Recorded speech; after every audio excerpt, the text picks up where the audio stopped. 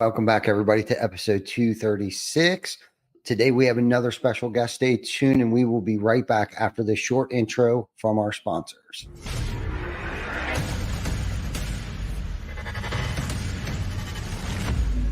TC Backer. Roofing, siding, windows, gutters, solar. Roofing, siding, windows, gutters, solar. TC Backer.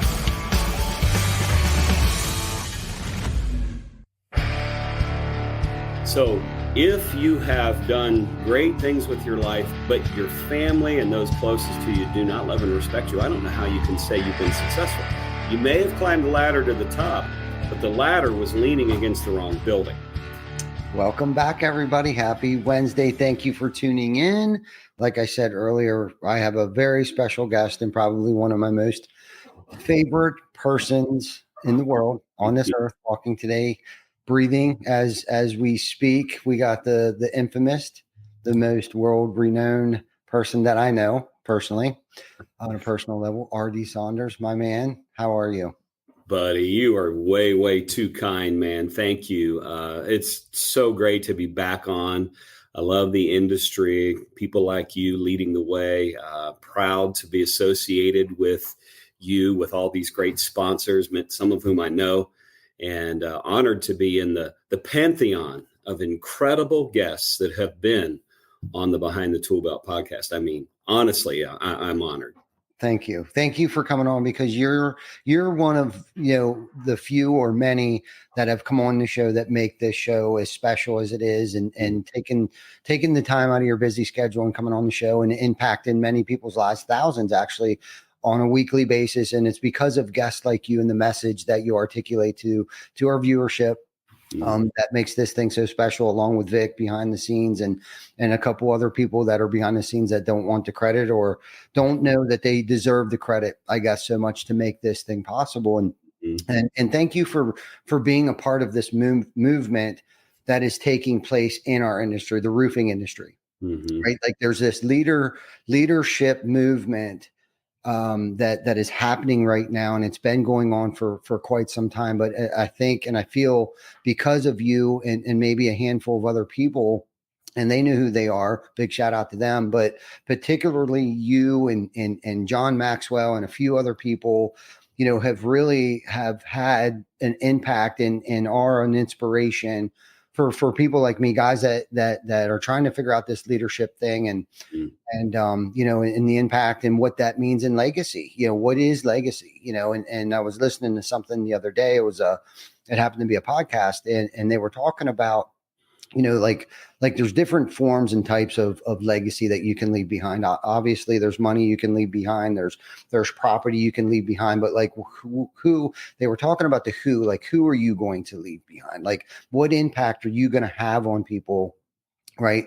That will continue to carry out your legacy and articulate that message and learn to grow and build, and become, that legacy that you so hard worked for, but then they turn around and create their own legacy, I guess. And that's probably the most powerful form. If I articulated that right, I was never a very good paraphraser, but my point is the impact that I'm having on other people honestly, that want to go out and inspire and impact. It really begins with, what is your definition of success? I think that's where we need to start, because for so many guys, they'll, we talk about begin with the end in mind, but I think the journey along the way, what is the definition of success? For example, let's say that you built a huge company and you've created a lot of cash and you've got some worth and all that, some net worth, but your family is somehow lost or gone astray, or even maybe worse, you don't have one because they're just not, they don't want to be around you. So John Maxwell helped me early on with this definition of success. And we all have to figure it out. What is success? What's the target we're aiming at? So John's definition of success is those who know you the best, love and respect you the most. There's so many celebrities and there's people who don't know them at all that will sing their praises all day long. Yeah, but what does their wife think of them? What do their children think of them? What do their extended family members think of them? What do their best friends think of them? Those closest to them. So if you have done great things with your life, but your family and those closest to you do not love and respect you, I don't know how you can say you've been successful. You may have climbed the ladder to the top, but the ladder was leaning against the wrong building. And so many guys, and here's the thing, you get into that situation down the road and you've gone your whole life like that, good luck trying to fix it. It's probably too late to fix. You can try, but man, the die is pretty well cast. And so I think for every guy that's striving and digging and fighting to become successful, it's very important that your definition of success does not compromise the relationships that matter the most, that are the closest to you, because that is not success. That may be wealth, but it is not success. Then you can begin to say, okay, now that I've succeeded, what do I want to do? And then it gets really fun because, frankly, you make that decision as a family. Then you make those decisions together. And that's one of the greatest definitions of success I've ever seen, that a family that's strong and solid and they're successful making decisions about giving money to bless and help other people. Man, that is a great day in the life of a family. Yeah, I love that. I love that so much. We talk about that quite often, not just on this podcast, but with the groups of men and women that I travel with today. We talk a lot about where this starts at home, right? Like your success. And if you want to measure wealth, like what makes me feel like I'm the most wealthiest person today is because of my family, how I've treated my family, how we treat each other, the decisions that we make together, the goals that we set and achieve together as a family and grow as a family. I really feel like, it even goes, deeper than that. Like even like, so this past year, this was one of this year's, I got a coach, personal and professional coach. And early on in the year, there was some things that I set out to do this year. One was to just remove a bunch of stuff. Most people, I think, when they set out for a New Year's resolution, they add a bunch more stuff on top of stuff that they haven't completed the year past. So this year I kind of went into like, okay, I'm going to remove, whether it's people, places, things, situations that have distracted me from the real purpose of why I'm here. And I'm not saying that I've been a crappy dad, because I know Jana, Rocket, Jacob, Mackenzie, and all of our grandchildren would beg to differ. Yes. But I've beat myself up over the years where I've missed, the football games, the basketball games, the student parent teacher conferences and all that stuff. But I really feel like this starts at home. So one of the things I did this past school year with Rocket is I made a commitment that I wouldn't go into work so early. That I would spend at least 15 minutes with him because he's our last one at home. And I feel like we've done a better job with him than we did the first two. I said we screwed our first one up. We did a little better on the second one. And now Rocket, he's turning out perfect. Yeah. I'm being sarcastic. Because no one's perfect, and especially me. But anyhow, just those little simple things of just hanging out 15 minutes in the morning before he goes to school and catching that moment of like, hey, how's it going? How did you sleep last night? What are you doing in school today? Right. Like, and being there, even if it's just 15 minutes, but being super intentional about that time that I am there with him. Like I'm not on my phone. I'm not checking emails. I'm not returning text messages and things like that. It's just that, and building those memories. And he came accustomed to that, whether he knows it or not, like looking for me in the morning. Ty, what you've done there, I think is so brilliant. I mean, I'm going to apply it in my own life, is you didn't overcorrect. My grandfather and I used to golf a lot together before he passed away. Love that. And man, if he drove one straight left, he would turn like 90 degrees the other way and drive it straight right. He overcorrected. And I think that so often many guys sort of throw the baby out with the bathwater. They're like, oh, wow, I've been spending too much time at work. And then they bail on work far more than they should and try to overcorrect. And their family's like, what are you doing here? And he's like, how can you guys bash me? I'm trying to do something for you. Well, yeah, but you're overcorrecting. You're going too far. Many times it's a tweak. It's not a complete transformation. And begin with the tweak. And by the way, you're going to get an education on what you need to do next at that point, if you need to do something, but you may not need to do something. But start with that. Start with an adjustment, not a complete transformation. And just take 15 minutes here and begin there, just like you did. And you did it at a key time too. At the beginning of the day, as they're about to go off to school, you were the last voice that was heard. And Ty, you just have good instincts, I think, on making things better in your life. A lot of guys don't. They overcorrect. And that was a smart move. Thank you. Thank you so much. And like you said, it was just ever so slightly.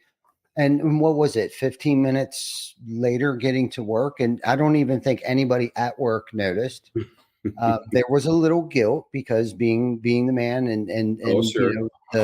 one of the co-leaders here, I always felt like, and that was my problem early on, especially in my career. I felt like I needed to be the first one here and the last one to leave.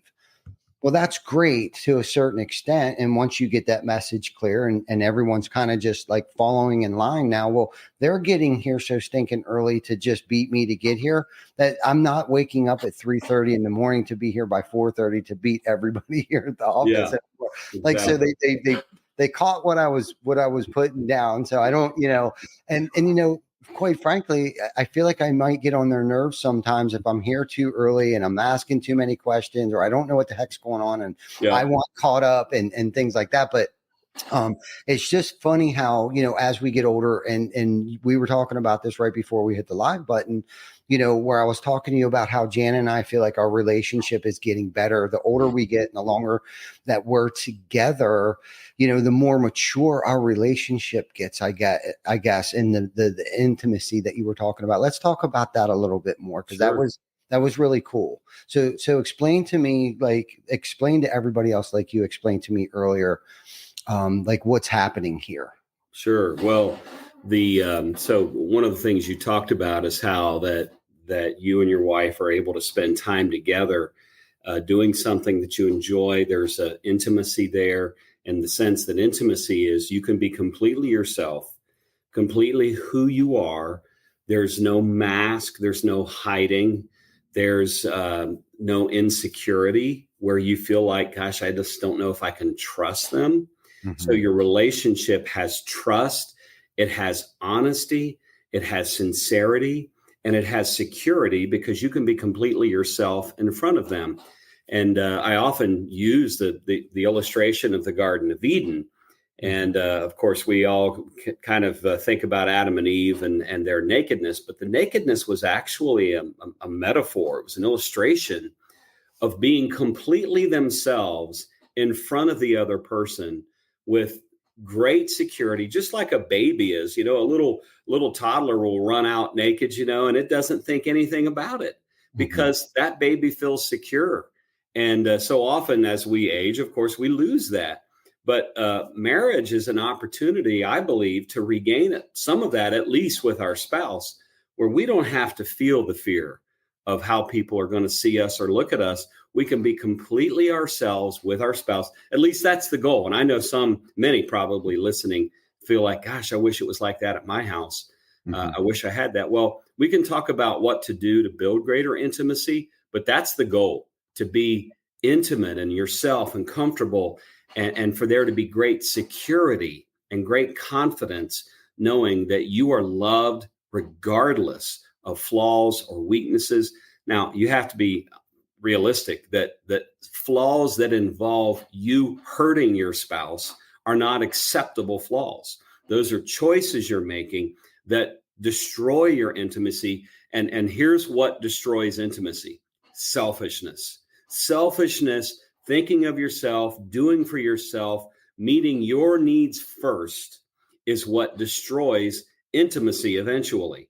And that's not what you want to do. You want to be someone who's giving and pouring yourself out for the other person. And that helps intimacy to grow. And as you said, you learned that this was a time you and Jenna could be together and have this great time together. And you seized on that, and you were diligent and disciplined to make sure you guys had this time together each night. And therefore, your marriage is getting better because your intimacy is getting stronger. Yeah, I love that. I love that. And Jana's a saint. She's the one that definitely puts everyone else before herself. Love her. Yeah. So she's been a perfect example of that for me. And what's crazy about this is as most adults and men, I guess, think that by killing themselves at work, they're putting everyone else in front of themselves. But how selfish really that is to spend those hours at work, and the intentions are right, like are pure. And that was my thinking for so many years was, I need to provide for, sneakers for school, the first day of school, the outfits that they're wearing and the things that I thought that's what I was supposed to do. So I would kill myself 12, 16-hour days. But I was missing the boat where Jana, on the other hand, was, she was the real trooper that was, making sure that dinner was on the, now Jana, don't get me wrong. So I'm fast forwarding a little bit, but I'm going to go back where Jana and I were both in the business together. So I was very fortunate in that aspect of things. So she actually had to drive me. So she would drive me around to our appointments to meet homeowners, basically everything for the first couple of years when we got together. And we laugh about how things are so much different today. But then when I got my driver's license back and then my mom became ill and she moved in with us. And then at that time, we decided Jana kind of semi-retire from TC Backer, but manage the household because now we had 2 grandchildren that were born. My mom was living with us. And so she was watching both our grandbabies during the day. So my son and his significant other could work full time. And then, of course, my mom moved in with us. So at that juncture, I really dove into work full time, but this time Jana's just not by my side. Okay. So now the pressures of life and, and family and things like that were the weight of that world was on my shoulders. So I thought the longer that I worked, the harder that I worked and the more money that we made, the better that I was actually providing for my family. But that emotional intimacy piece of it that you talked about was the piece that I was missing. So when I would get home, guess what?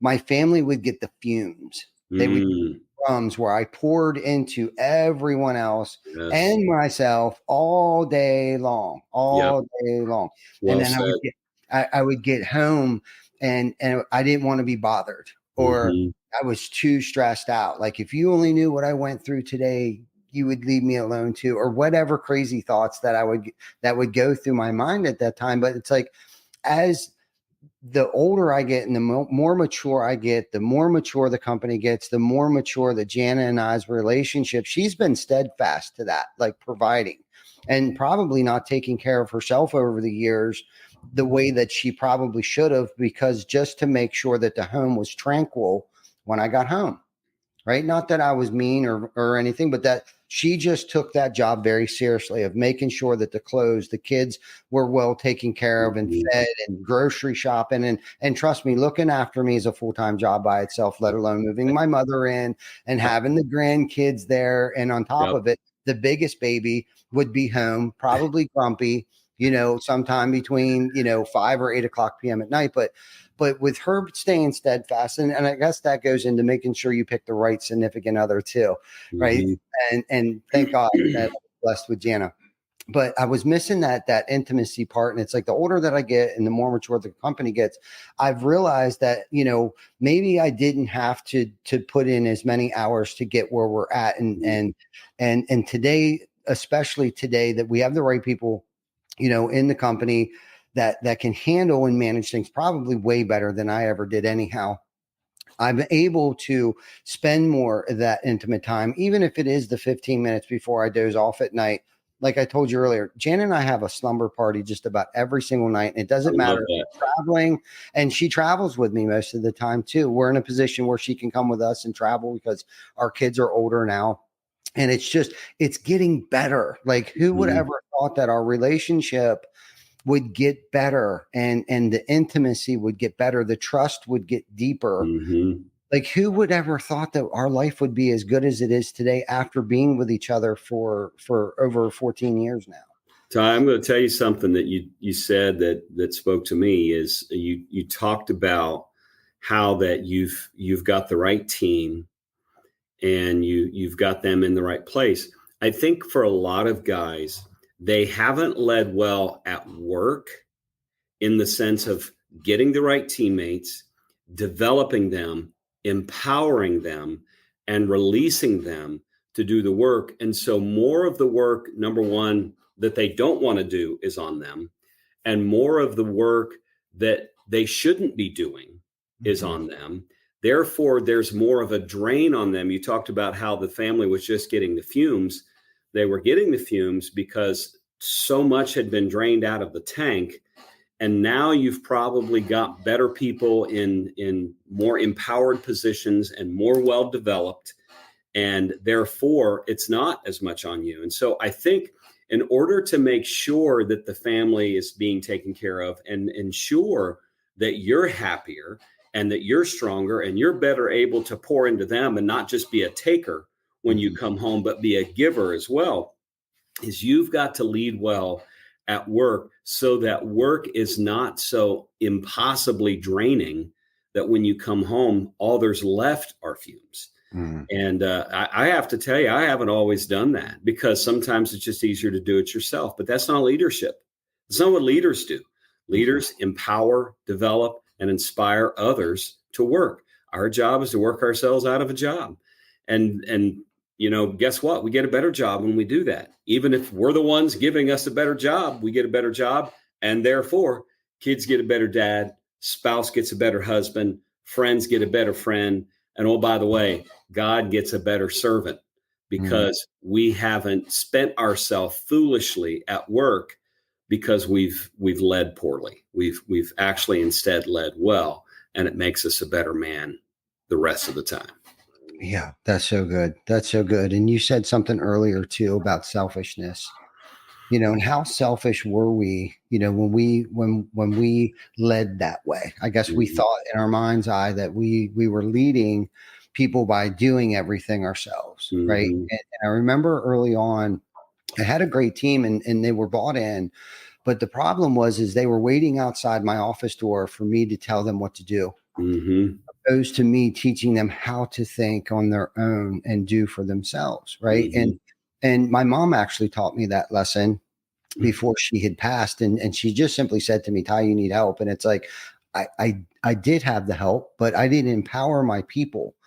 And how selfish of me to get out of here, to give to them, to pour into them, to better themselves. And all along, as I'm letting go, the company is growing, which is then producing better opportunities for them, more opportunities for them, whether it was a raise or a different position in the company to create other positions. So then more people can come on and have a career in the industry that we're in. It's like, how selfish was I? And I had no idea. Like, selfish is very cunning, baffling, and powerful to the point that we have no idea that how selfish that we are as individuals by the less I pour into you or the more that I hold on to you because I feel like nobody can do it better, right? How foolish am I for thinking that way, let alone how selfish of an individual am I? And I think a lot of pride gets in the way too.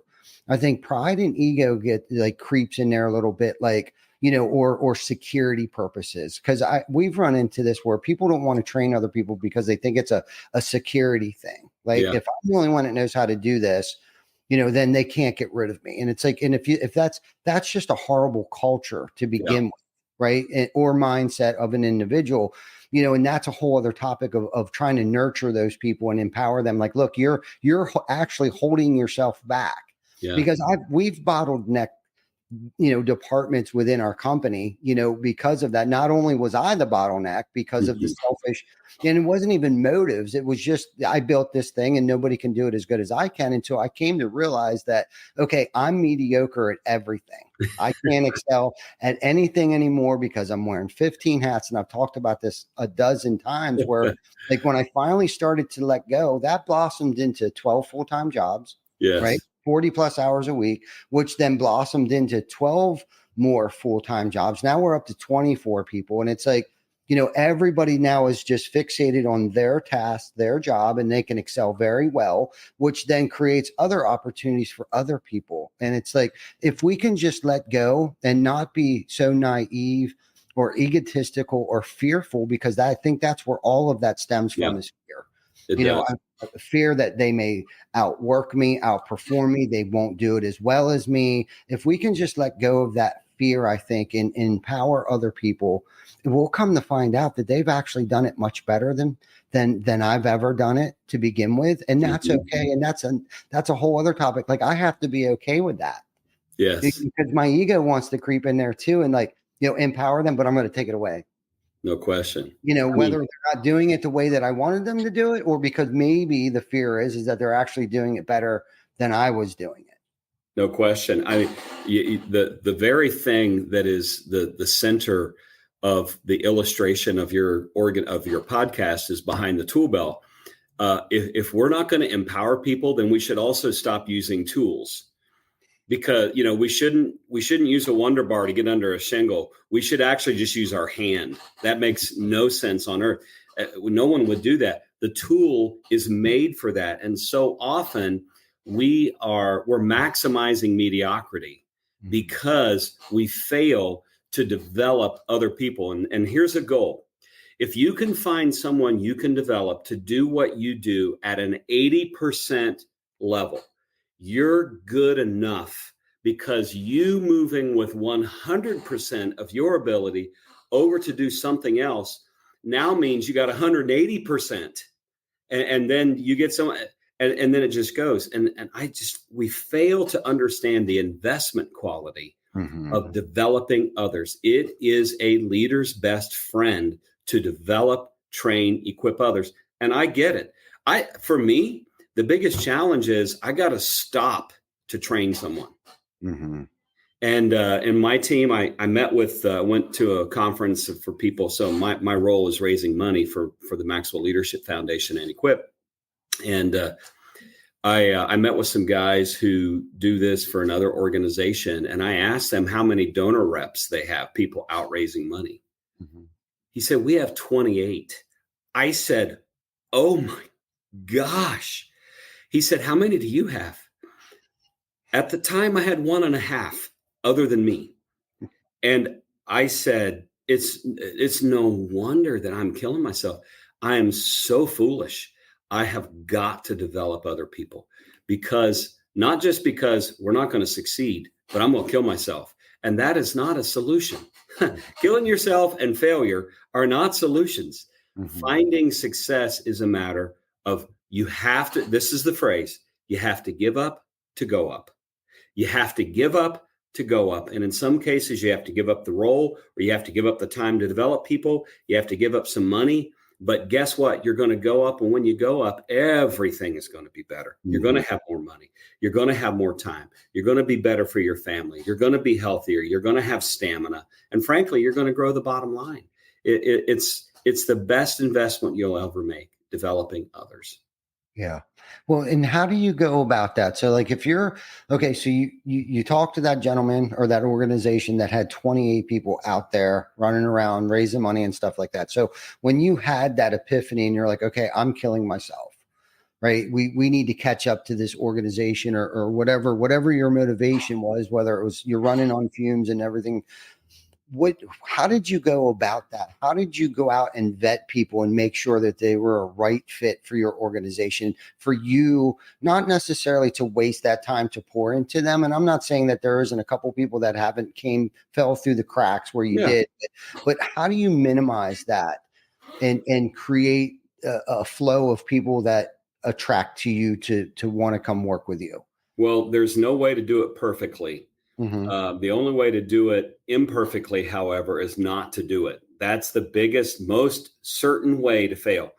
But in my case, so I just brought a guy on my team. After that conference, I pounded the desk and said, we've got to have it. It's not an option. It's not like it'd be nice to do this. No, guys, this is like saying it'd be nice to have electricity.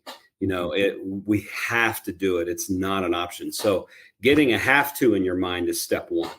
Because if it's an option, it'll be easy to let it go. No, can't be an option. It's a have to. We have to do it. Mm-hmm. So then and so I'm a person of faith, and Ty, in my mind, it was God help us. And by the way, you get God, there's an old saying, when we work, but when we pray, God works. And man, I believe God brought us the perfect guy. Now, next week, I might think differently about this, but already I'm seeing great success. Already I'm seeing a lot more joy from me, because it isn't just me coming up with ideas. He had a great one last week that just got me so fired up. And so the key is to just go. There's no way to do anything perfectly, but if you don't go, then you've already had a perfect failure in my mind. So go, do your best, talk to whoever, get people who you respect to interview that person, let them tell you what they think, do investigation, find out the tail of the tape of this guy. What has he done, or gal, depending on the role. What has he done in the past? How effective has he been in the past? Ask a bunch of questions, be critical, believe you have something good to offer them, and that you're just not going to let anyone roll in the door that happens to be breathing. You're not hiring people just for the sake of hiring people. You're hiring people to build with. So you've got to have winners, because you do not want the situation where you got to pick this person up and drag them along every step of the way. You got to have winners. And so make it clear what you want. Tell them this is what you expect, but also take care of them. Be generous, but do the work on the front side of finding out what this person has to offer. And look, there's going to be failures. There's going to be setbacks, but that beats the daylights out of the setback of not bringing that person on. Mm-hmm. No, I love that too. And that rolls right into what you were saying, like basically, letting go to grow, right? You're like, okay, you set your mind. You're like, okay, we need another person in here. If not, we're not going to be able to grow this. Okay. Mm-hmm. But then what I also heard you say is now you brought somebody in with new ideas, fresh ideas. He threw something out there that electrified you, like it gave you the juice back in your legs again. And I think sometimes we need that. We need that outside perspective, because we can't see the forest through the trees anymore because it's so close to us. But then to bring in that fresh blood, and a new set of eyes and stuff like that into fresh eyes. Into your organization is so crucial and so detrimental, I think, for the growth of the team and the company that you work for. So before we get too far here, I really want everybody to know, who you are, okay, and what you do, because you mentioned John Maxwell. You kind of not that you let the cat out of the bag, but for our viewers that are either are listening now or later on this, So RD, what do you do and why do you do it? Thanks, Ty. Yeah. So Dr. John C. Maxwell is the most prolific author in the history of the world on the subject of leadership. No one who's ever lived has written more on the subject. John has written 90 books. He just released a great book. I highly recommend it. And I'm not doing this as a part of my job. I'm doing it as a friend to the audience. Mm-hmm. High Road Leadership is the best book I think John has written in so long, and the others were wonderful. But High Road Leadership is a great way to develop your team. If you look at a high road leader, what does a high road leader do?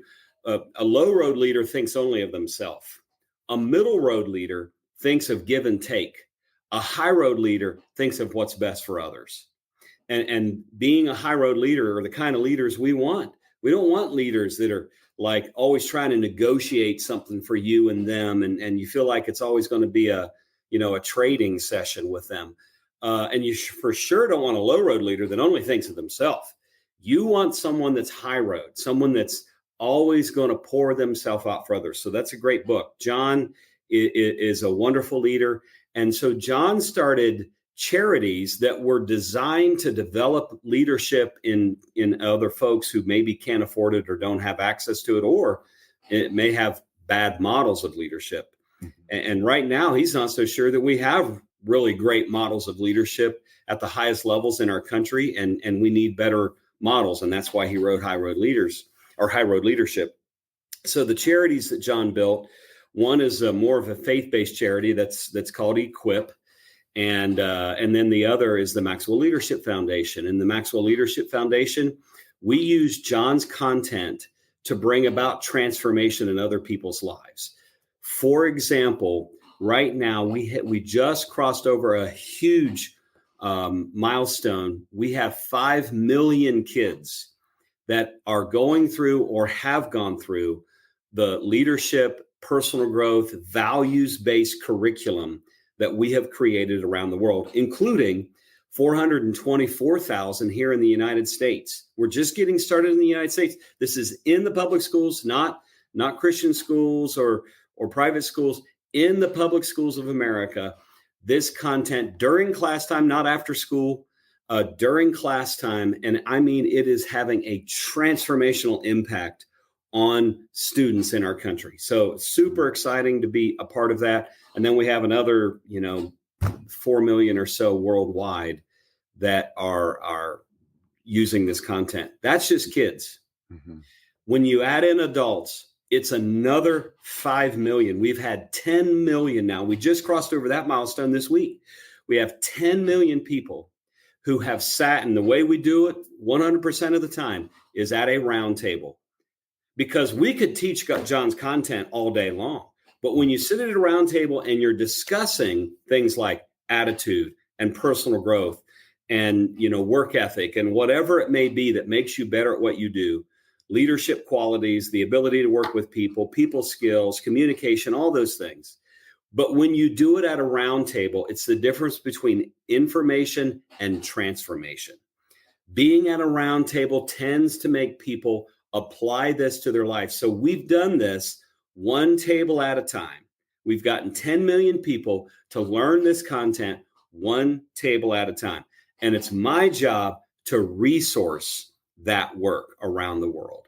And so this year, if you're a person who prays for someone, I'd appreciate your prayers, because our budget this year is $28 million to do that. But we're highly efficient with it because we're a leadership organization. So when you develop leaders multiply, and therefore our impact has been multiplied. Most of that 10 million has happened in the last 2 to 3 years. Wow. So it's now getting to where it is just exploding. We have a very strong faith-based work too that we do through Equip. That through that work, we've been able to impact over 1.6 million people worldwide. And most of that impact has happened in the last year. In fact, we crossed the million mark for that in August of 2023. And now here we are in July, and we're already at another 600,000. So we'll get that second million before this year ends, and then we'll be at 1 million a year for that organization. So that's kind of what we do. And if you have interest in it, you can go to maxwellleadership.org. Or you can go to equip.org, and you can find out more about that. But honestly, our hope would be to bless your audience, Ty, and everyone that's involved. I am not here to get anything. My only hope, sincerely, is to give to you. And that's what our organizations want to do too. Mm-hmm. Yeah, we know that. That's why you're here, for sure. Thanks. And that's how this podcast was built. We just needed an outlet or a platform for us to promote our charitable events and get the word out. Like, hey, come join us. This is the impact that we're trying to make on our local community here. So again, going back to what we said earlier, this is why our show has become so special, is because of people like you, and especially you that come on here. But that you said something earlier, that 28 million, weren't you at some point in time like the man that was supposed to like be able to come up with those funds? Like okay, so it's a nonprofit organization, and I meant to ask you this a long time ago because I wanted to start a nonprofit. And when I listened to you speak a couple years ago at the couples retreat, you had said that when you first took over your position, it was down here, but today now it's up here. So you're responsible for, I guess, finding these donors and things like that. So when you said your budget is $28 million this year, I guess, to make sure that you have the impact that you guys have, are you in charge of finding donors and things like that, and where and who and how do you do that? Because that is amazing. I mean, just amazing.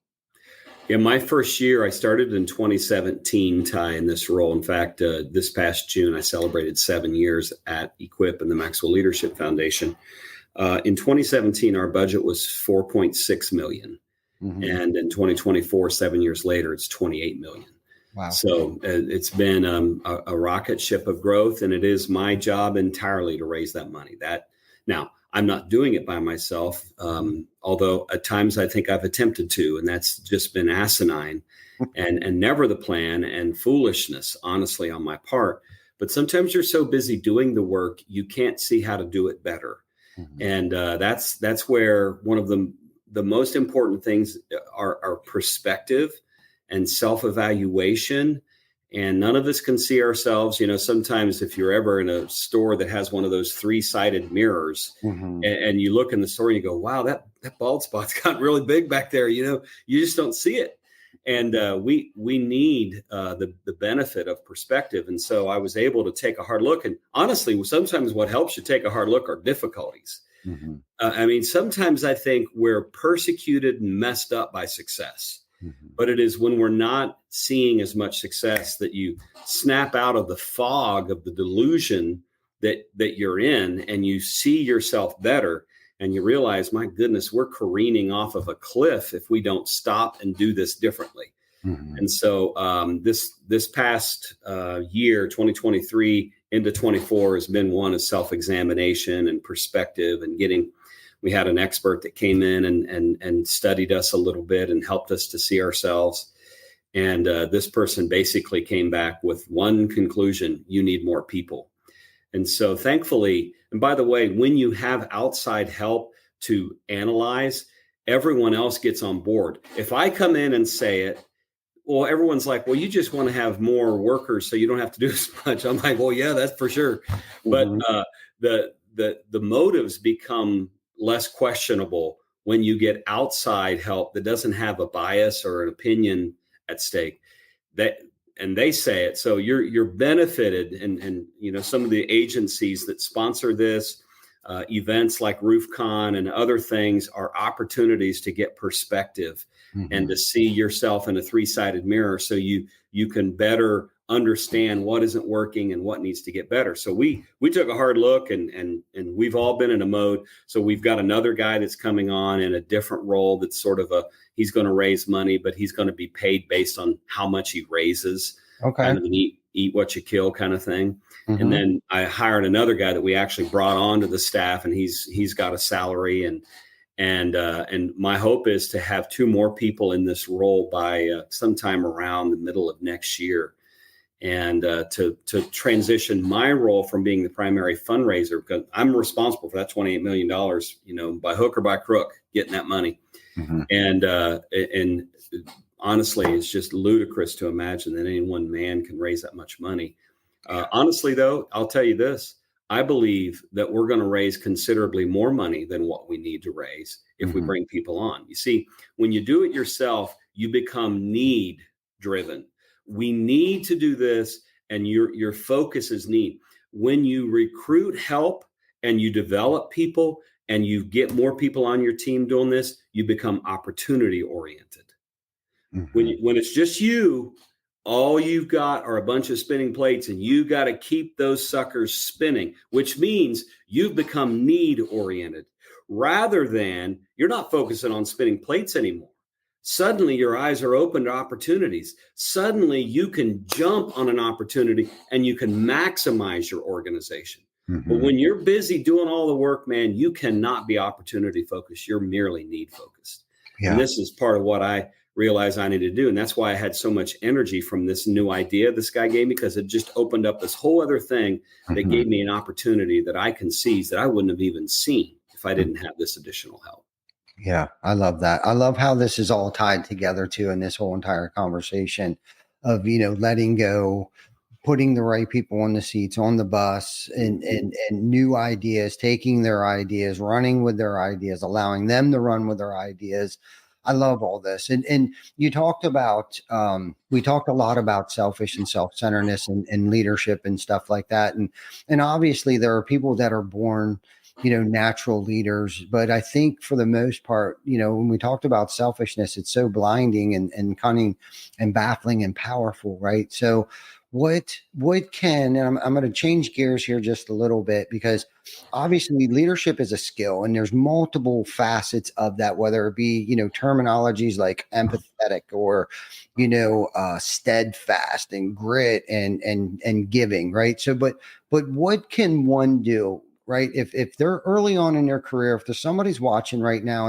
and they're looking to either go out on their own and become an entrepreneur, or if they're in a leadership position, newly in a leadership or management position, like what are the key things that they should really focus on?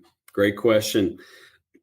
In my mind, understanding what leadership is, that leadership is influence, nothing more, nothing less. It's the ability to get people to follow you. It's the ability to get people to go in the direction you think you should go, that vision is leading you, that you have for your organization or your role. So if you are a young leader, maybe you don't even really have that many people you're leading, or maybe you're just someone that's aspiring to be a leader. I think the most important first step is that you've got to practice leadership in some way. So find some way to be a leader, whether it be a volunteer role or something at church or in a nonprofit organization where you can practice leadership. By the way, being a part of a small group sometimes is a way to do that, because you get the opportunity to be a facilitator of that small group from time to time. But in the end, there's really no such thing as a leader that is succeeding who is not growing. Growth is both how to do what you need to do, but it's also, for me, personal growth is the energy to do what I need to do. So I think for every leader, it's what you learn after you know it all that really counts. I think Benjamin Franklin or someone like that said that.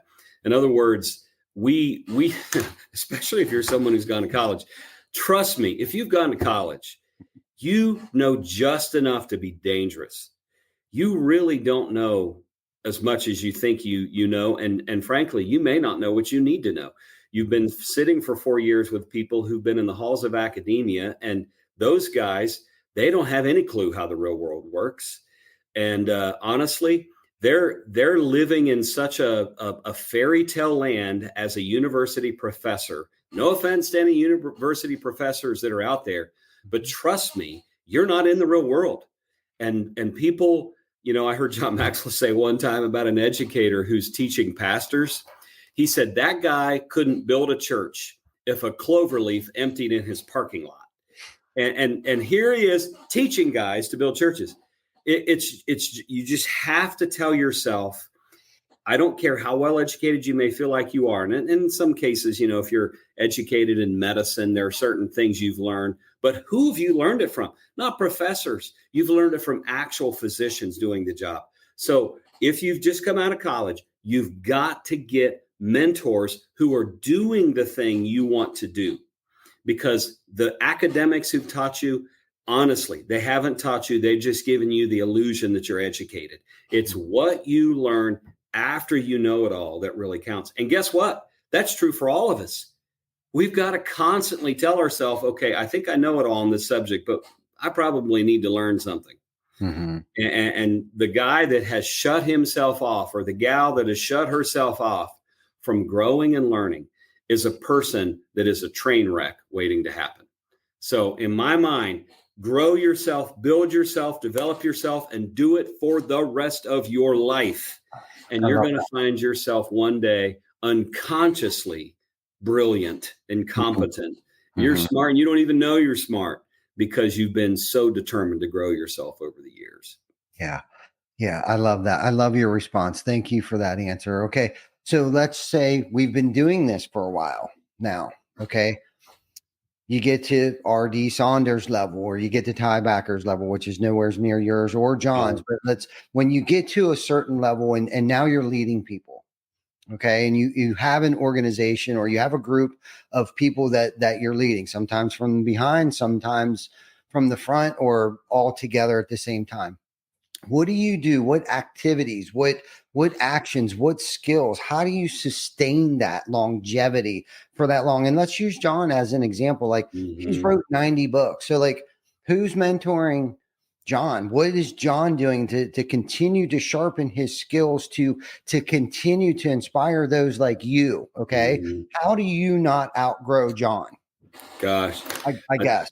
How would someone like that? So in my organization, how do I keep the people from outgrowing me without putting my thumb on them and yeah. say, nope, that's it. I'm not going to let you outgrow me no more. Like, how do you do that? Like when you get there, like when you just said like, okay, and not that you'll ever figure it out. Okay. And if you think you did, then you're already, if you're not growing, you're going.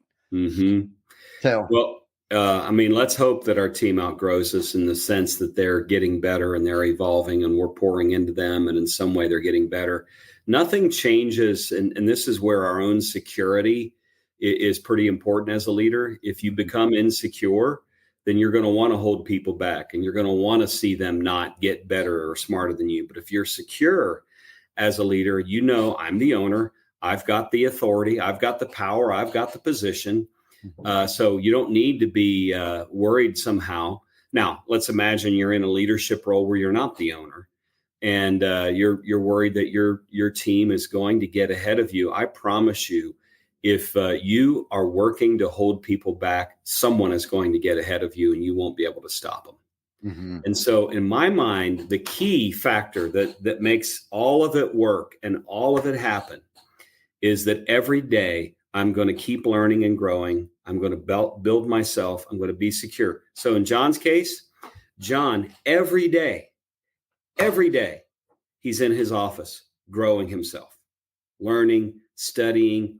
He is a voracious learner. We were at an event one time and they had a bunch of cool things about their company and their culture and their mindset. They had it up on the walls in their like lobby area. And there is a room literally with like 500 people from that company waiting to hear John speak. mhm, And they're in there just like, is John coming in or not? And John was out in that lobby. He was taking pictures. He then would send a picture to someone. He'd say, read this. I want to get back to you. Let's talk about this. What was going on? He was growing himself. mhm. So I encourage you, the way to stay ahead is to keep ahead, not keep people down.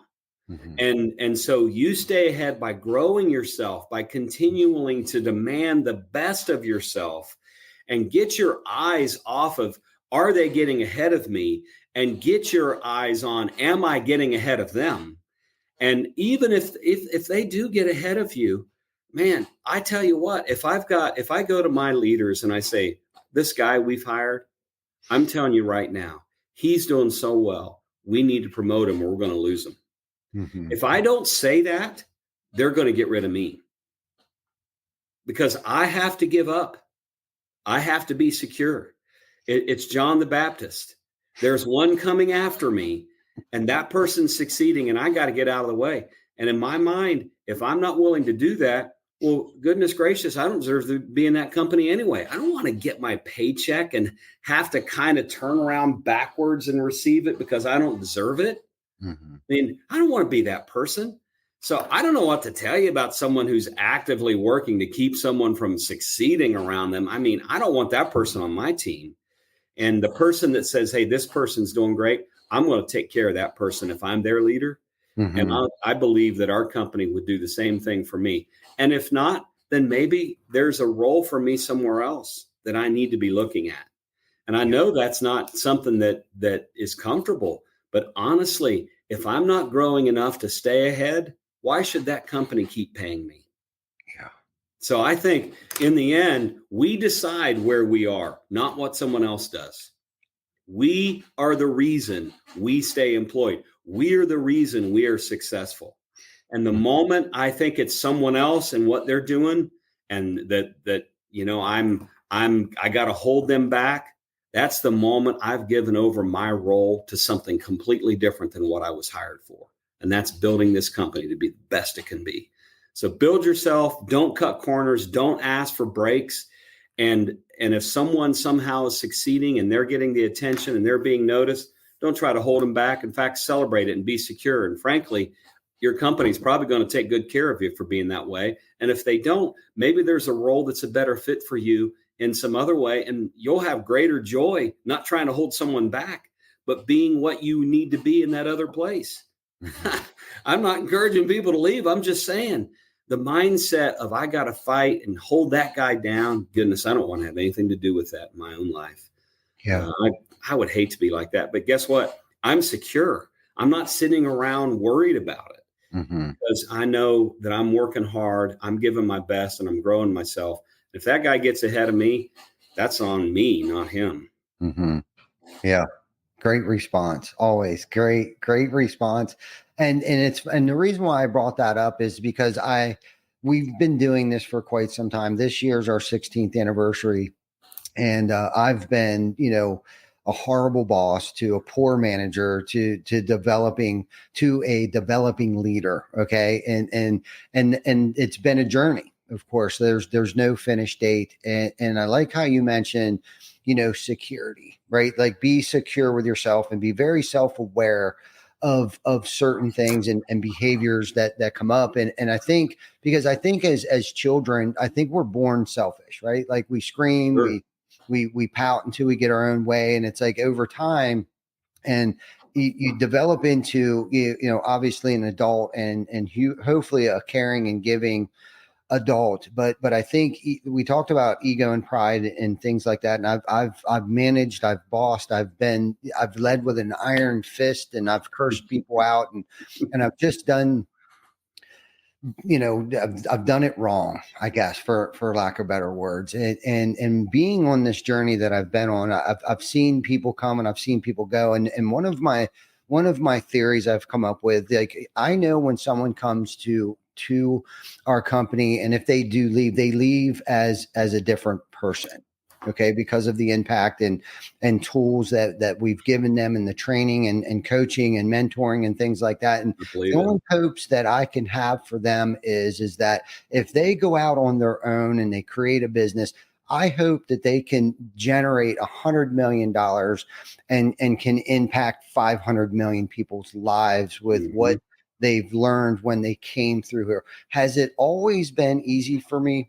No, because there either was a personal connection with this person, or fear comes in that, oh my gosh, they're going to be competition or whatever. But what I found is most of the time, those people remain friends. No question.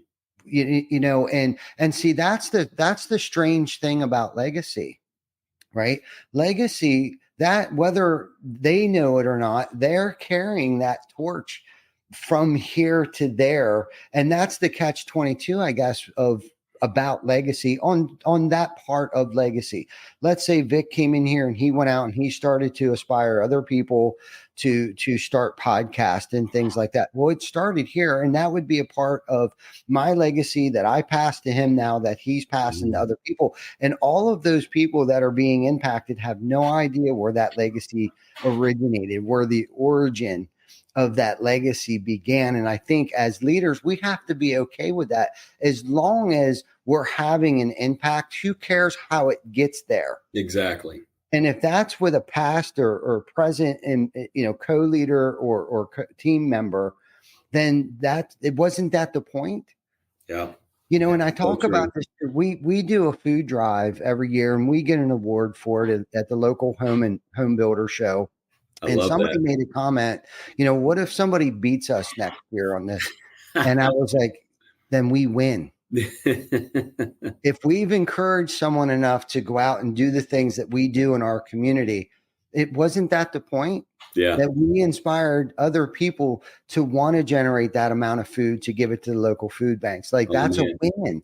That's a win. That's not, now they're not our competition. That's great if it did create a healthy competition. So maybe you guys need to get your rear in gear and produce more food next year. Okay. But what it did, now we're making twice the impact.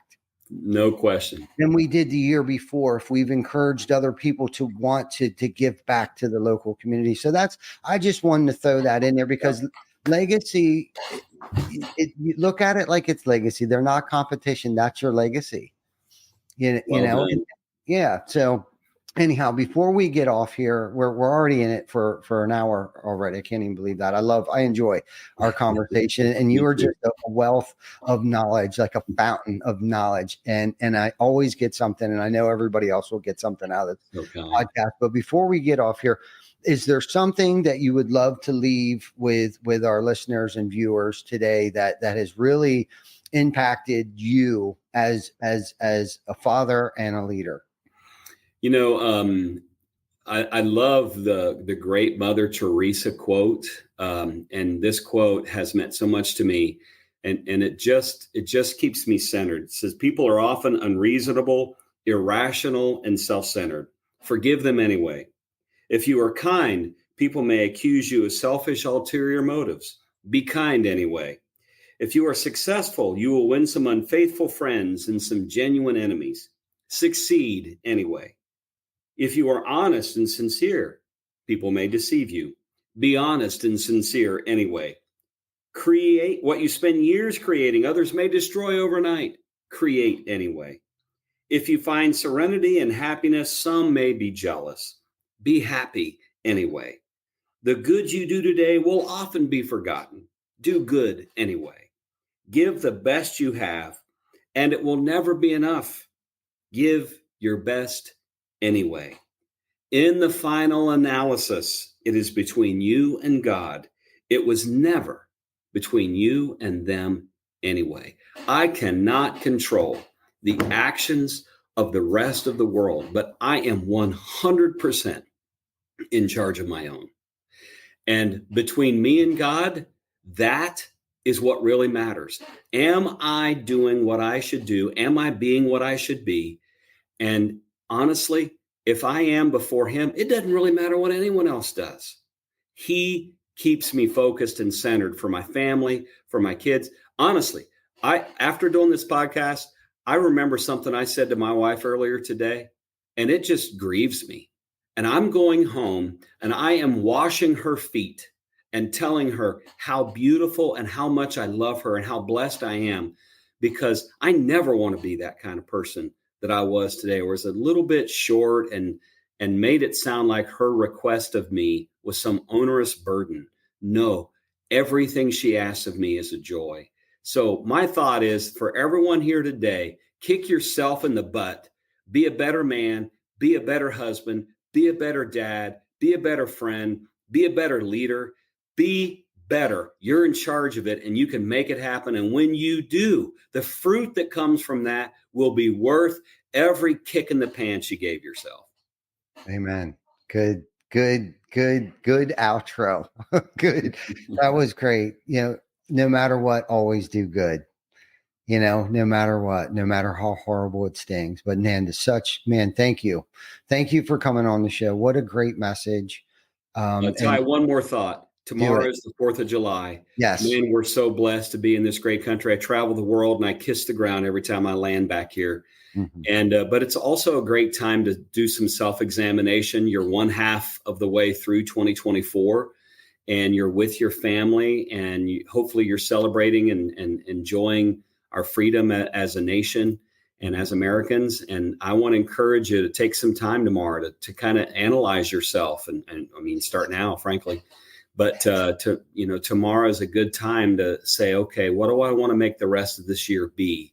And how can I grow myself? How can I get better? Tuning into this podcast, you're already among some of the smartest people in this industry. And being around people like Ty and all the folks from roof.com and roofing.com and RoofCon, they're some of the greatest people I know. So I encourage you to keep growing yourself and do some self-analysis tomorrow. And look in that 3-sided mirror and see what's going on, and let's make the rest of this year just an absolute winner. I love that. And the message is it can start right now, and you can start over as many times as you need to throughout the course of the day. That's right. But let's make the rest of the year a great year, and let's all take some time to self-reflect, spend some time with our families. And RD, thank you so much for your wise words and your wisdom, and thank you everybody else for tuning in on this Wednesday, hopefully on your lunch break. If you didn't get to catch the whole thing, check us out on YouTube, Spotify, Google, Apple, and of course, Facebook. Until then, you guys have a great weekend. Happy 4th of July, everybody, and take care of each other. God bless.